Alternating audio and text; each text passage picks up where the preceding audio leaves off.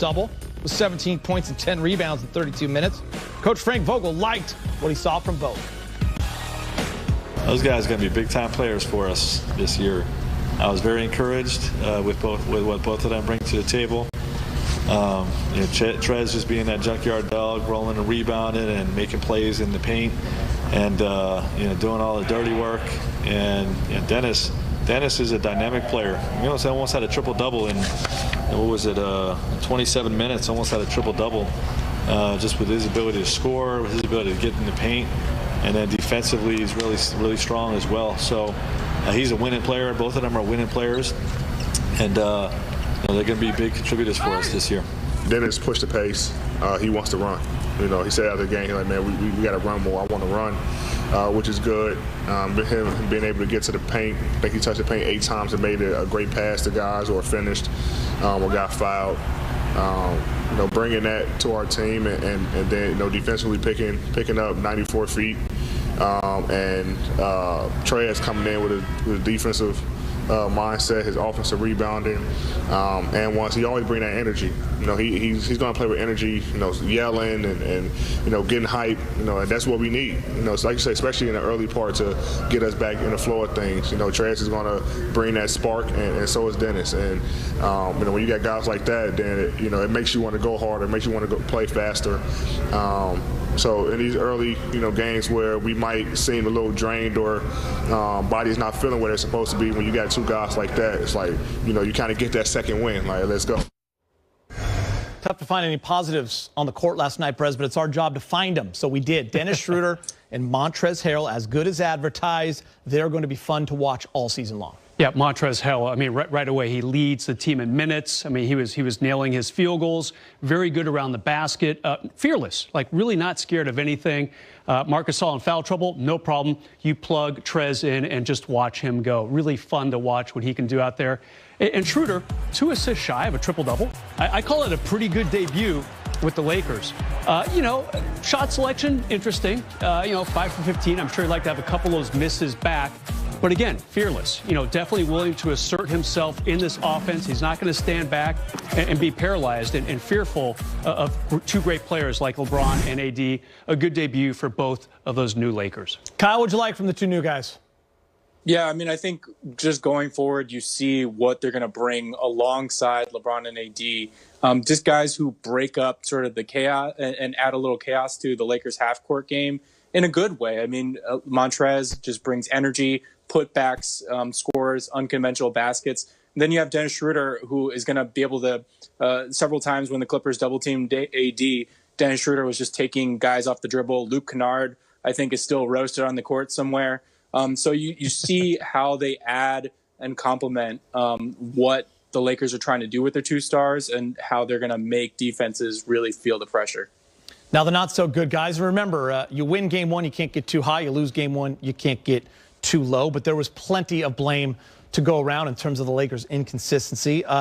They struggled in every part of the game. But in the preseason, guys, we saw them fall behind in the first quarter.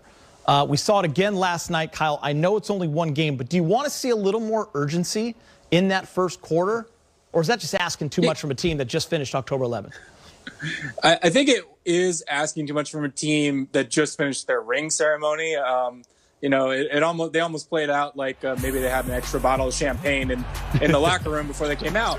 But, yes, the bottom line is the Lakers did this in the preseason. The Lakers did this last night. The slow starts have got to go. They have to have a little more urgency. LeBron called it very weird that they were playing a basketball game. So I think you saw the Lakers were a little out of it mentally. They have to find it and get back to competing right away. Kyle, I'm glad you brought up ring night. Those are distractions. It's also a very special night. We were both around during the Shaq and Kobe days. We're used to seeing this on ring night. Phil Jackson would always talk about it. There's an emotional letdown. You have that other team in the locker room just waiting to get out there. They're motivated. They're hungry. They came down from a 3-1 lead and lost in the Western Conference semis. The Lakers are on top of the world. So everyone understands that. But you do have to look at them defensively. And they are a long way off from where they were a year ago. Obviously, that team won a championship, but they did show some spurts in that second and third quarter where they could lock down and get out in transition. but 39 points in the first quarter. I know it's only game one. Got to be better, though, Brez. Yeah, I think rim protection is going to be an issue. Okay, and the Lakers knew what they were doing. All right, they let Dwight Howard go because they knew they were going to get Montrezl Harrell, whose engine is always revving right near the red zone. I mean, he's always going sky high. He ain't going to stop no matter time, nor day, nor place. But not a big shot blocker. And then they basically trade JaVale to make room for a guy like Marc Gasol, who, 10 years ago, very good shot blocker, but age 35, Marc Gasol, he's just going to hit threes and make some nice passes. So you get rid of two really good rim protectors. Lakers led the league in block shots last season, only 2 last night. That's going to be an issue. Brez, I think you bring up a great point. One thing I noticed early on, Clippers were not afraid to take it inside. Yeah. Last year, the Lakers always had AD, JaVale, or Dwight in the game, all the way up until really the playoffs. And that's one place the Lakers always had the advantage. The other thing that stuck out, guys, points in the paint. Lakers were outscored 50-38 in that category. You look at all 5 games against the Clippers last year, whoever won that category won the game. Brez, usually when a team only scores 38 in the paint or they get outscored by 12, it shows that they're the ones maybe not being aggressive. They're not taking the attack to the game. How can the Lakers improve there going forward? Yeah, I think there was a lot of outside shots last night. It felt like almost like a continuation of the preseason for the Lakers. Obviously, only 4 of those games this year. And the Lakers looked pretty good in those 4 games. But I just felt like there was a little bit of a settling, maybe not as much going to the rack as the Clippers did. I mean, it was kind of night and day. Clippers penetrate, just kept wearing the Lakers down. And again, you've got Montrezl Harrell, who's tough, but he's 6'7", and Marc Gasol, foul trouble from the onset. He played only 12 minutes, had 1 rebound, was held scoreless. Not the type of game we will be seeing from Gasol. All right, Kyle, jump in there. Yeah, I just thought, first of all, I don't know if the championship negates if it's a Zubats trade or if we're now over that. But I do think he was a deterrent, and the Lakers just don't have one. So I think that was a distinct advantage in the points in the paint. But I think the Lakers have to choose wisely.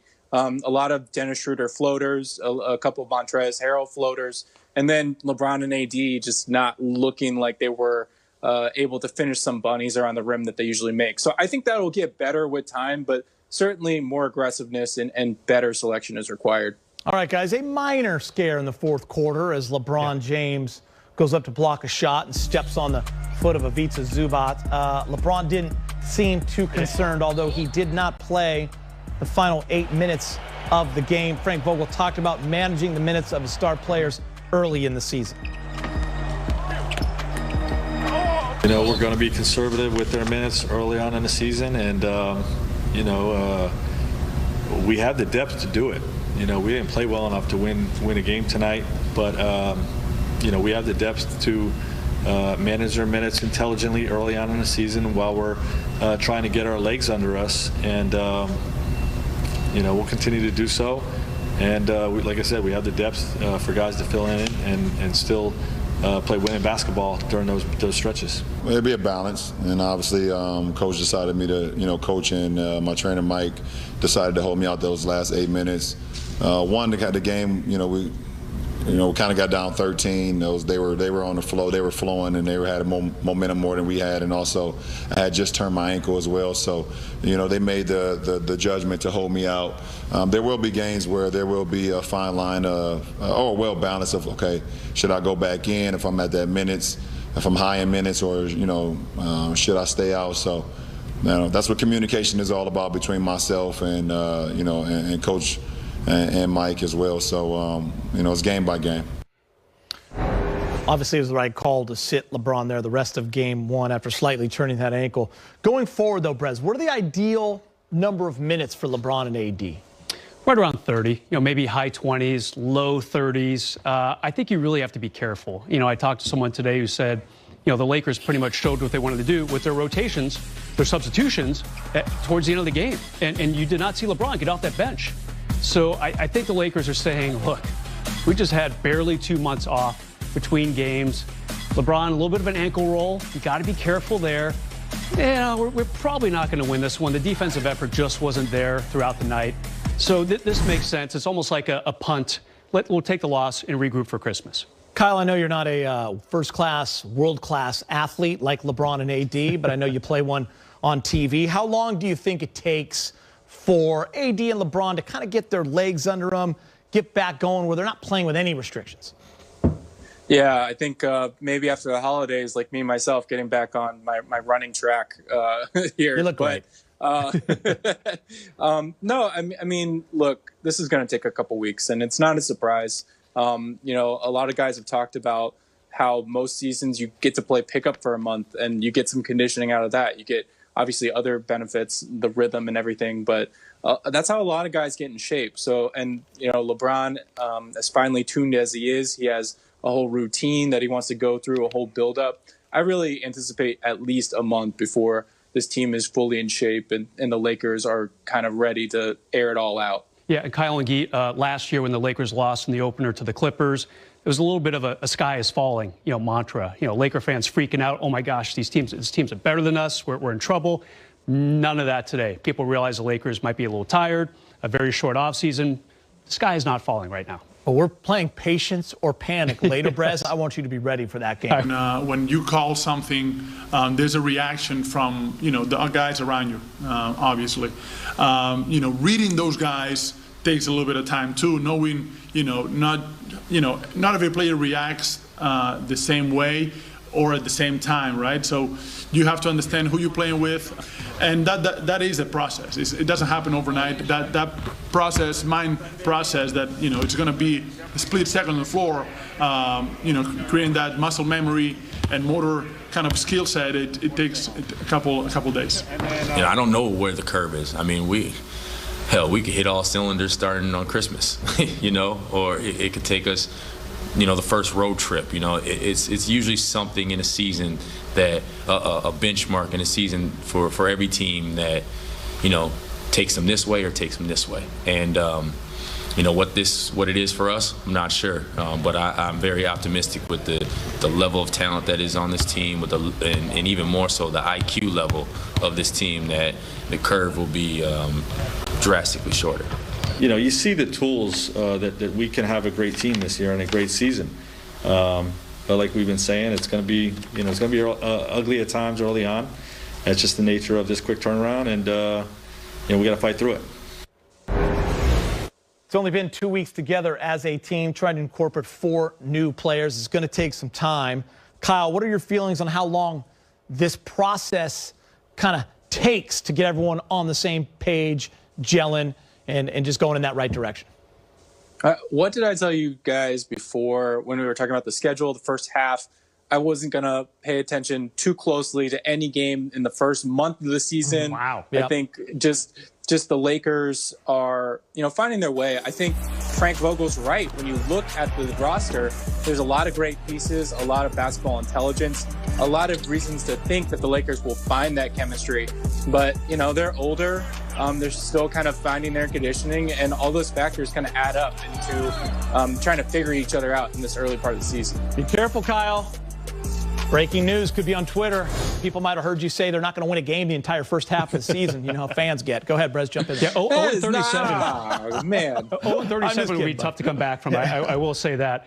Look, it's tough to grab the 8 seed. Yeah, it's gonna be a challenge. I think I'm with Kyle on this. If you really think about it, like MLK Day, I think would be a nice indicator for that. Where is this team? Where is this franchise? About a month away. About a month away. Yep. Yeah. First 5 games, not real easy. You still got Dallas on Christmas and Portland and San Antonio. They're kind of going through a few things, but definitely some dangerous players on that team.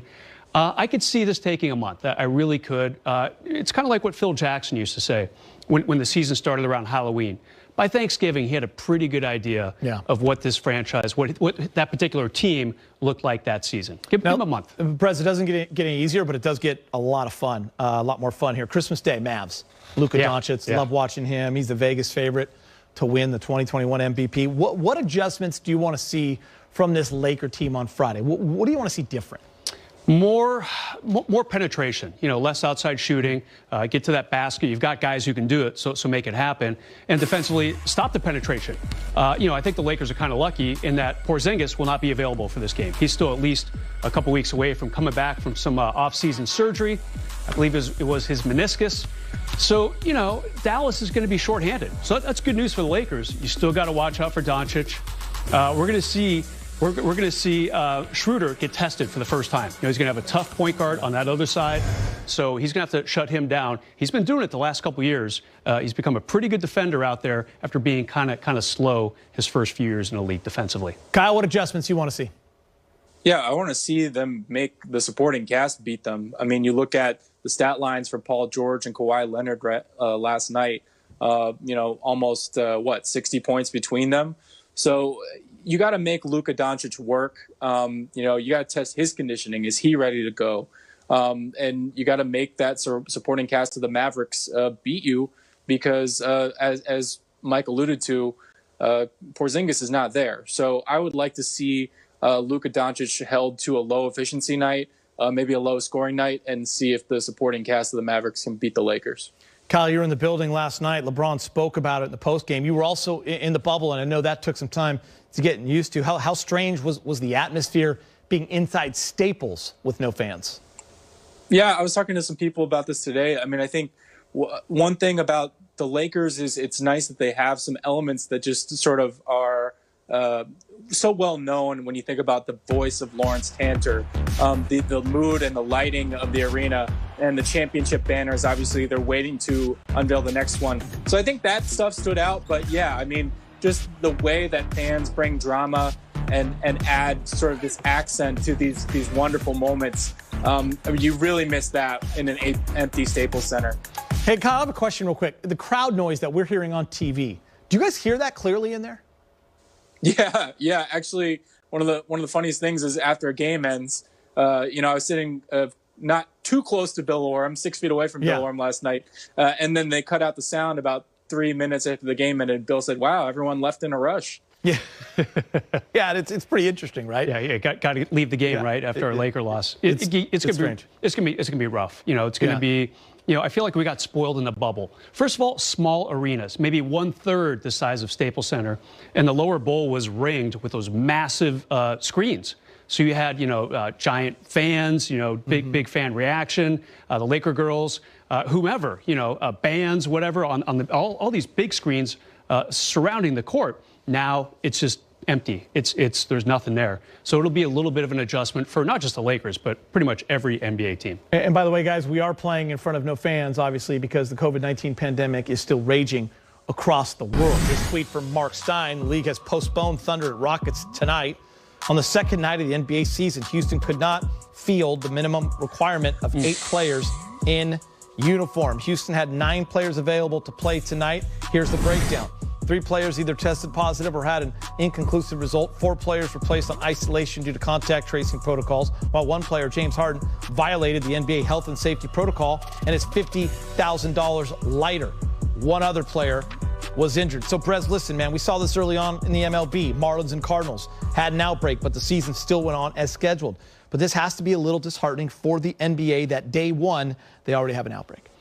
Yeah, it's not a good start, and there's no sugarcoating it. You know, the good thing is we all knew this was going to happen. You and I have been talking about it on these shows for close to a month now. We kind of got spoiled, again, by the bubble experience. No one came, no one left. You know, it was really a non-permeable situation. And there were no COVID tests. There were no positive COVID tests pretty much after the first week of everyone flooding Orlando and getting down there. This is different. You're going to have traveling. You know, you're going to have players going to their houses. You can't police these type of things. So there are going to be games that are postponed, players that might be sick, and players that might infect other players. It's going to be a stop and start type of thing. Kyle?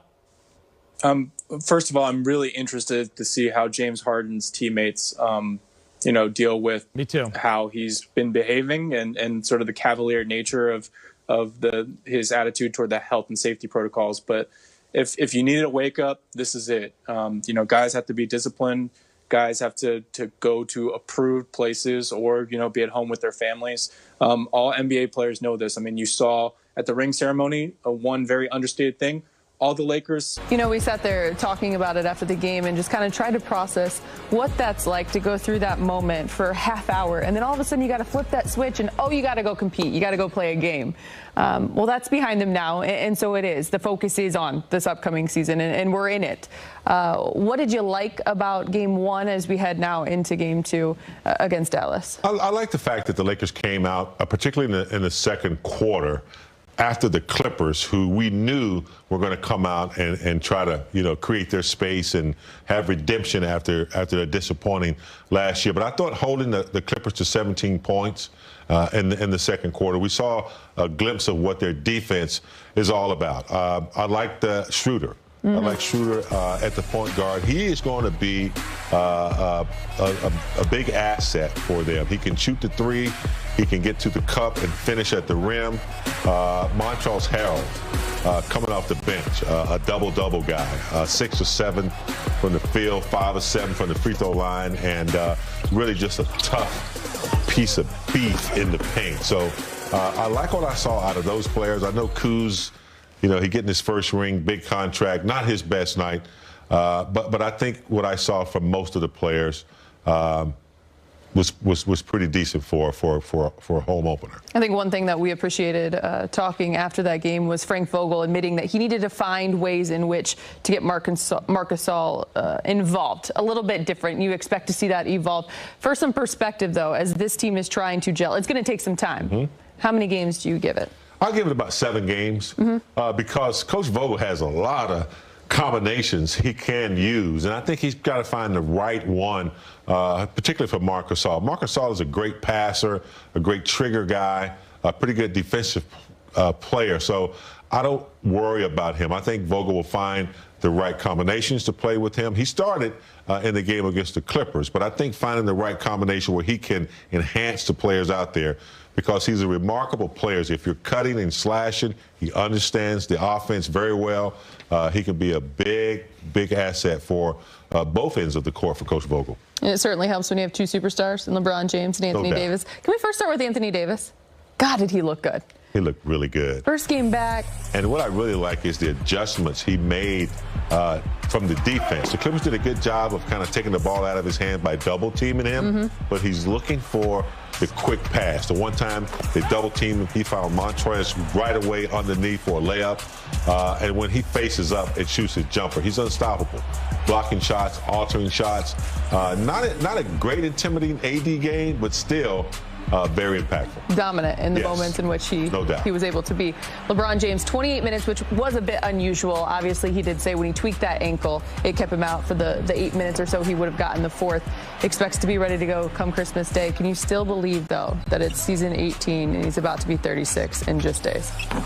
It's still hard to believe, Allie. Coming out of the bubble, short turnaround. I mean, LeBron didn't say this. I'm saying this. I'm tired because I just know he's tired. You know what I mean? He's carrying a lot of weight. He's a great leader, and it just gives him a few hours of sleep. He's going to be fine. He looked good in game 1 until he tweaked his ankle. But I don't worry about LeBron. He'll be there. Just get a man some rest. Still the king. Let that marinate. With a glass of wine. Absolutely. No big deal. Luka Doncic, Christmas Day. That's next for the Lakers. I'm sure they'll be ready. Big game. Thanks as always. Skeeter, back over to you. Allie, big game. Appreciate it. The ring ceremony was absolutely awesome. We wish all the fans could be there to celebrate with the team as well. But it was a first-class job by the entire organization. Special shout-out to Jeannie Buss and everyone that was involved. Brez, what was your favorite part of the ring ceremony? I have to say it was kind of a merging of 2 worlds. When the coaches were presented with their rings, the Lakers chose essential workers to be the ones to hand it out. So you're talking doctors and nurses. Those are the ones who kind of handed off to Frank Vogel and his staff from last year. I thought it was a really, really cool moment where you're kind of acknowledging what's going on outside the confines of Staples Center by having the real world really kind of step in and really do a classy job of presenting 12 of those guys, Lionel Hollins, Jason Kidd, Mike Penberthy, the entire coaching staff, and, of course, Frank Vogel, too. Yeah, that's a great point, President. I'm glad you brought that one up. Kyle, what about for you, man? Yeah, I mean, the families. I know everything about my exterior screams that I'm a tough guy, but I'm a soft-hearted individual. So, I think just the families, very specifically Jared Dudley's family, who I got to know a little bit in the bubble, his young son, Justice, saying, thank you, Dad. You inspired me to follow my dreams, which I got to admit, it was getting a little misty in Staples Center. I am right now. Look, Isn't that? I mean, no, I'm with you. Markieff Morris and Dudley's families, I a little tear in my eye. Not going to lie to you. Yeah, LeBron seemed genuinely surprised, too. I'm not sure all the players knew that their family members and friends. They did not. They did not surprise them. Yeah, so definitely some genuine surprise on the looks of the faces of the players. Don't let the soft look and emotional side of Kyle Goon fool you. You cross the line, he's throwing hands, and it's guys. I cannot wait to see it on Sunday. Shout out to my guy Rohan, by the way. Yeah, Rohan. Yeah. Koger, all the whole crew. Bubble Good dweller. stuff. Koger, of course. What was your lasting memory of the 2020 season, Brez? You know, I think big picture, obviously, the perseverance of the season that took, 13 months to complete. I mean, just crazy in that sense. But I think the AD shot, I think the big three against Denver, to me, crystallized the move from great player to potential legend, especially in the minds of Laker fans. I thought that was just a huge shot for him. They needed that win, too. You don't want to be going into a Game 3 in the West Finals tied at 1-1. But he made that happen. And that's probably the shot that I will not forget from this championship run. Yeah, for me, it's, you start off with Kobe, and I just can't ever think of the season without him. And then the bubble and no fans, and then our night here on set after the championship, just crazy. You're thinking about everyone that ever worked here. The champagne. Yeah, it was just a real surreal moment. For you, Kyle, like what sticks out? You were there, man. You were in the bubble. Yeah. And with a nod to, everything having to do with Kobe as sort of unforgettable moments. The bubble was like a deployment. The bubble was, I call it the NBA Death Star. NBA was your life 24/7. And everybody in the bubble was there for one reason. So it was just a strange environment. There was a weird communion of sorts between, us players and all the NBA staff who were there.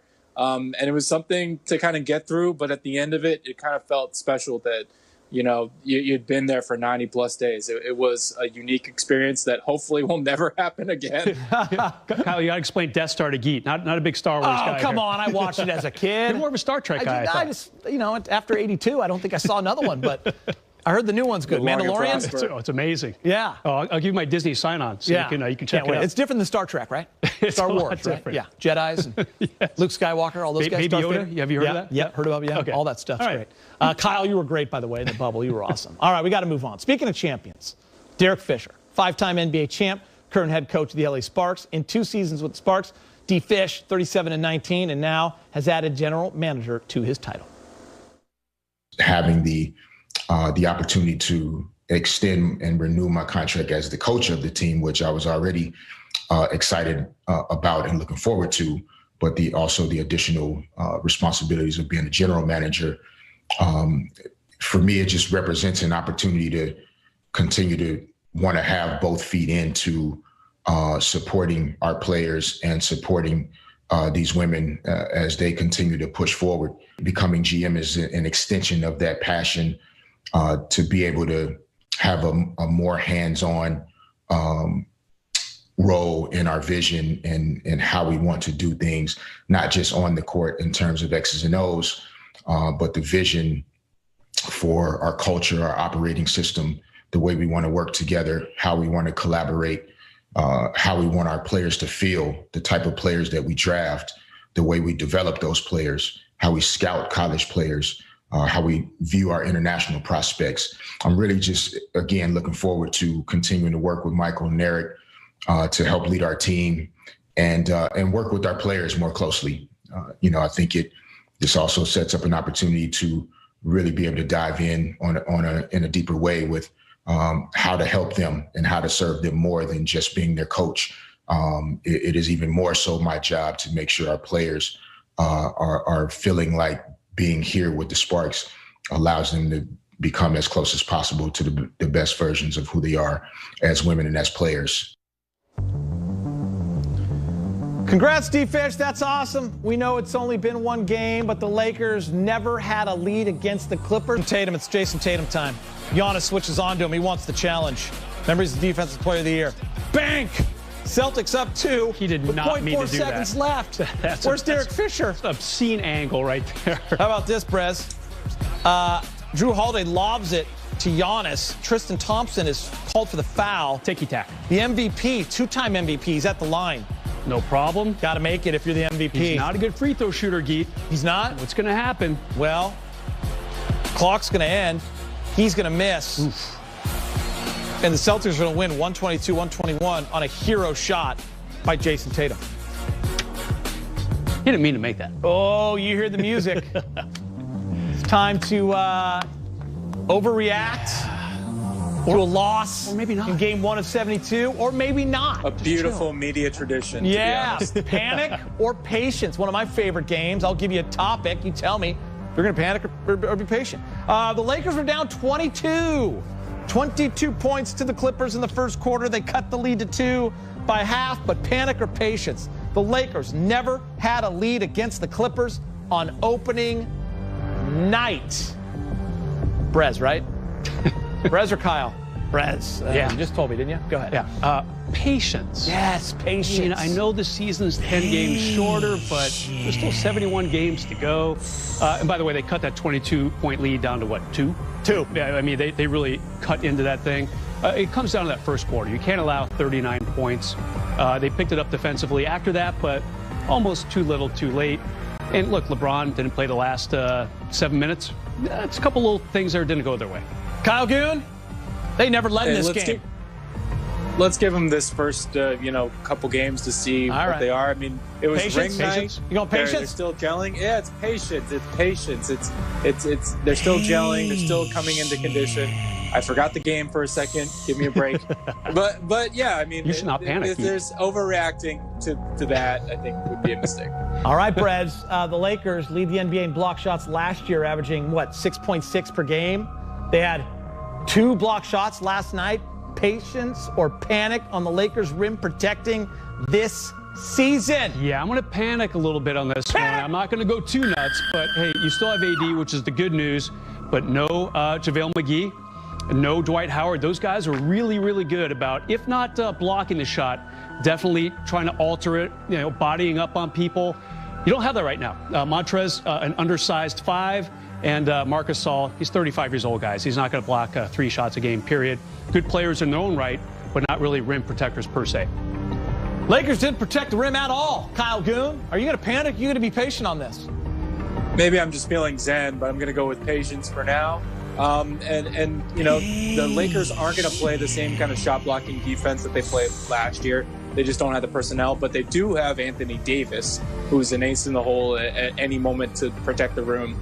And also down the road around buyout season, you can find a shot blocker for probably discounts. So that's the point when the Lakers probably add that last roster spot. Our producer, Chris Whitty, wants the truth on this one, guys. We don't want a PC answer. Don't worry about your job. You're fine. Day 2 of the NBA season. Rockets-Thunder game has been postponed due to COVID-19. Panic or patience that the NBA season can be completed? I actually am going to say patience here because it's already baked into the equation. We see what happened in Major League Baseball when their season started up. We've watched college football and the NFL week after week after week. Entire college football programs decimated for weeks at a time. I mean, this is no surprise.